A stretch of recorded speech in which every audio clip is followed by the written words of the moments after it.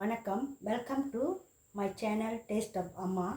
இன்றைக்கி நான் புளிச்சக்கீரை சாதம் செய்யலான்னு இருக்கிறேன்.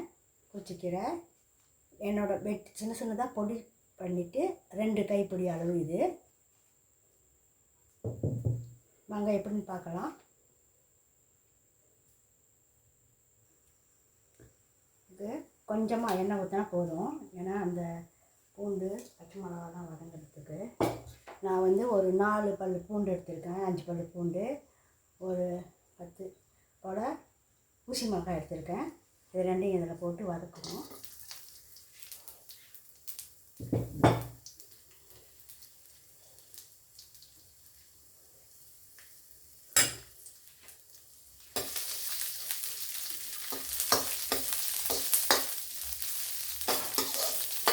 கொஞ்சம் நல்லா பொரியுது.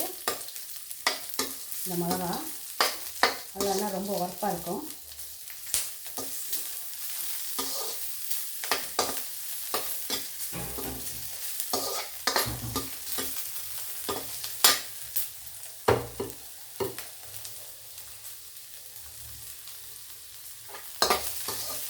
வதங்கிடுச்சு. இப்போ நான் இந்த 2 பிடி புளிச்சக்கீரை சேர்க்குறேன்.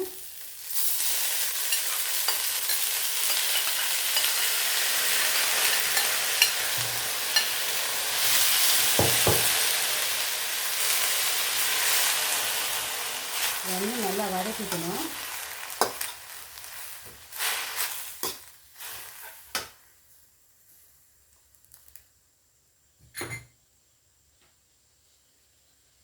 கொஞ்சமாக உப்பு சேர்த்துக்குவோம். அதுக்கு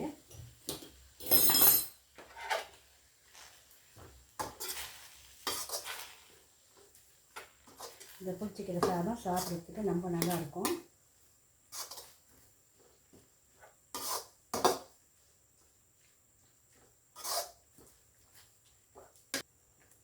இன்னும் குறைவாக இது வேகணும். இன்னும் நல்லா வெந்துடணும் எல்லாமே.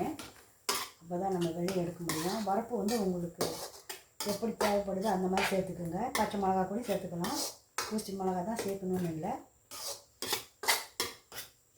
இது இன்னும் நல்லா வேகணும்.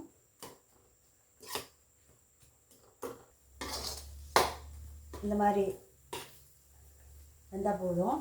இந்த பச்சை மிளகாலாம் குழையிலன்னா பரவாயில்ல. நம்ம சாதம் தான் செய்ய போகிறோம். அதில் இருந்தால் நமக்கு நல்லா தான் இருக்கும். இப்போ நான் இதை எடுக்க போகிறேன். இப்போ இதை தாளிக்க போகிறோம். அதுக்கு 1 ஸ்பூன் எண்ணெய் ஊற்றிக்கலாம்.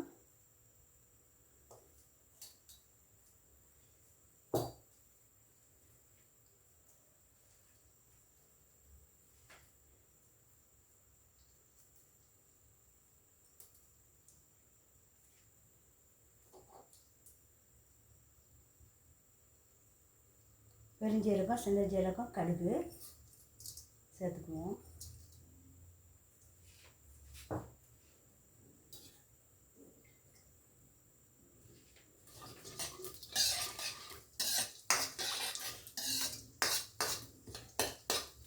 பொரியட்டும். அது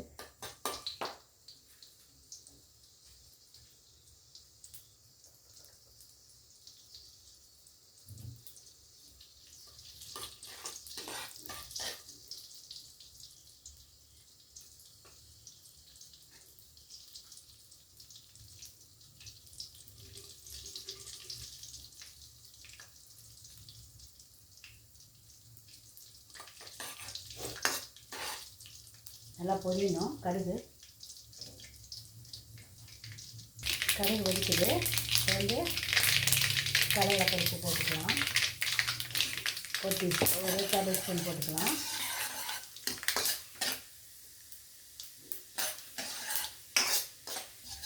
நமக்கு என்ன வேணாலும் சேர்த்துக்கலாம். இதில் கடலை பருப்பு, முந்திரி பருப்பு எது வேணாலும் நம்ம சேர்த்துக்கலாம்.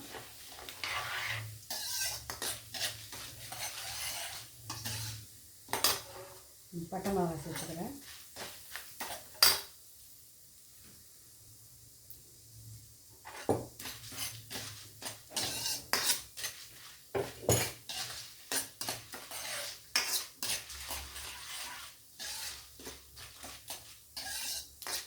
இந்த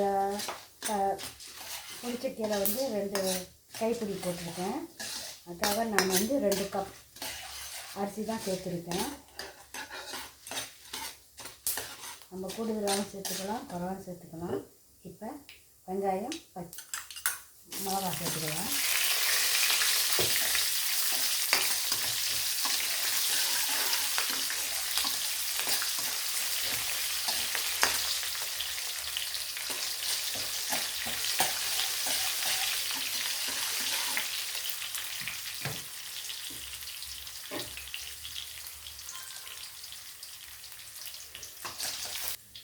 கொஞ்சம் மஞ்சள் சேர்த்துக்கலாம்.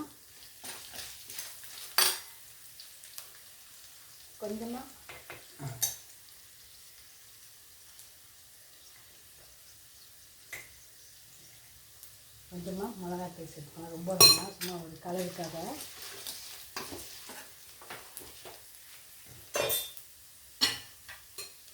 இப்போ நம்ம அரைச்சி வச்சுங்க வேக வச்ச புளிச்சக்கீரையை சேர்த்துக்கணும்.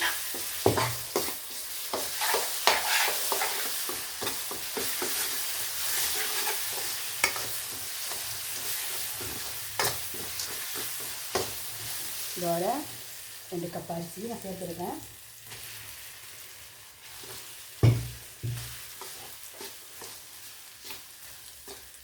அடுப்பு ஆஃப் பண்ணிக்கலாம்.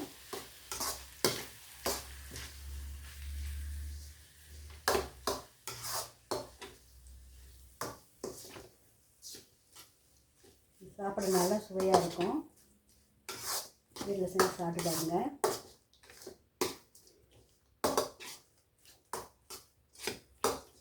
இந்த புளிச்சக்கீரை கொஞ்சம் கூட தான் இருக்குது, புளிப்பு நல்லாயிருக்கும். இன்னும் கொஞ்சம் சாதம் அதில் சேர்த்துக்கலாம். எங்களுக்கு இது போதும், நாங்கள் இந்த புளிப்போடு சாப்பிடுவோம். ஆனால் இதுக்கு இன்னும் ஒரு 2 கப் இன்னும் 1 கப் எக்ஸ்ட்ரா சேர்த்துக்கலாம். அவ்வளோ இருக்குது. இந்த புளிச்சக்கீரைலாம் இருக்குது.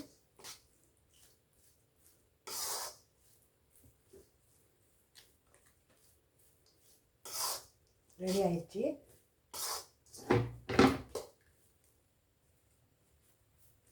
புளிச்சக்கீரை சாதம் ரெடி ஆயிடுச்சு.